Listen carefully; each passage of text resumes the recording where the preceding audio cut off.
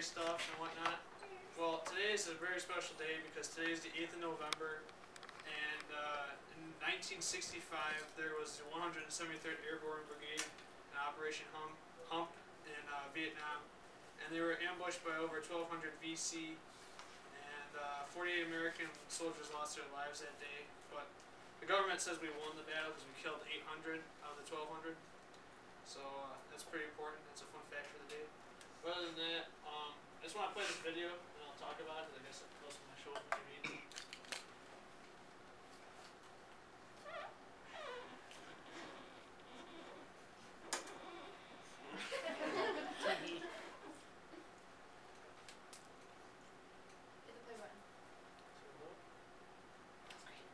Dear all, we are dying. Not in some philosophical, chronological, the end comes for all of us sooner or later sense. Just dying. Sure, it's an occupational hazard. Yeah, you can get killed walking down the street in any town USA, but not like this. Not car bombs that leave craters in the road. Not jeering crowds that celebrate your destruction. It's never been a fair fight, and we haven't always played nice, but not like this. No one leaves the gate looking to kill or looking to die. No one wakes up in the morning and says, I sure hope blowing up a whole group of Iraqis goes well today. That's for suckers and cowards. People afraid to delve into the melee and fight it out, to sort it out like soldiers. They've killed my friends.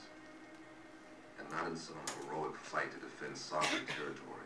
Not in some suicide mission to extract a prisoner or save a family in distress. Just driving downtown to a meeting. Just going to work. What do you say to your men after you've scraped up the scalps of an entire Iraqi family off the road, right next to the shattered bodies of your soldiers, held together only by their shoelaces, body armor, or helmets? We're fighting the good fight? I don't think so. We're just fighting. And now, we're dying. When you've held a conversation with a man, briefed him on his mission, his objective, and reminded him of the potential consequences during the actioning of it, only to hear he never returned, and did not die gracefully, though blessedly quickly, prayerfully, painlessly, do not breathe the same ever after. Breath is sweet. Sleep is sweeter. Friends are priceless. And you cry. There's no point, no gain, no benefit, but you are human, and you must mourn.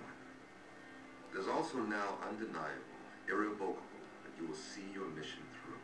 You will strive every day. You will live, but you're not ever again sure why. Ideals are so far, far away from the burnt stink of charred metal. We must see it through to the end. They have seen every instant, every mission, every chore, every day through, not to its end, but to theirs. They died standing with their friends, doing their jobs, fulfilling some far-flung, nearly non-existent notion called duty. They died because their friends could have died just as easily, and knowing that, they would never shirk their duties, never call in sick, never give in to fear, never let down. Their lives are lost, whether as a gift laid down at the feet of their friends or a pointless discard of precious life. I doubt I'll ever know. I'm okay, Mom. I'm just a little shaken, a little sad. I know this isn't any divine mission. No God, Allah, Jesus, Buddha, or other divinity ever decreed, go get your body ripped to shreds, it's for the better. This is man's doing. This is man's war, and war it is. It is not fair, nor right, nor simple, nor is it over. I don't care about bloodlust, justice, or revenge, but we will not give up. We cannot. Our lives are forever tied to those lost, and we cannot leave them now as we might have were they still living. We have so little time to mourn, breathe, to laugh, to remember, to forget. Every day awaits us, impatient, impending. So now we rise, shunning tears, biting back trembling lips, stifling and sobs of grief.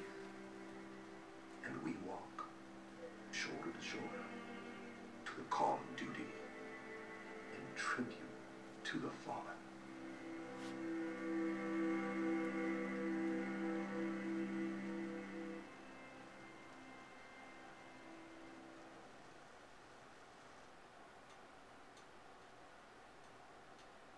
And one of the losses was a man I sent on a mission, right? Who I briefed and I gave an assessment to, and I provided resources to. And to know that was it. That was the last thing he did, was go out there. Was stunning.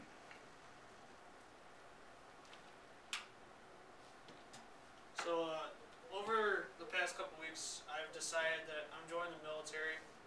I'm joining because I want to go make a difference. I have the option to go in as a regular recruit, or I can go to college first and become a leader after college.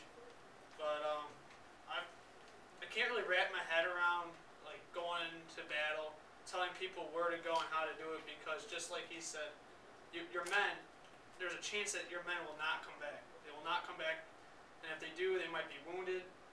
They might be scarred forever, mentally and physically, and I cannot deal with that thought of sending someone into a battle where they can get shot up and killed.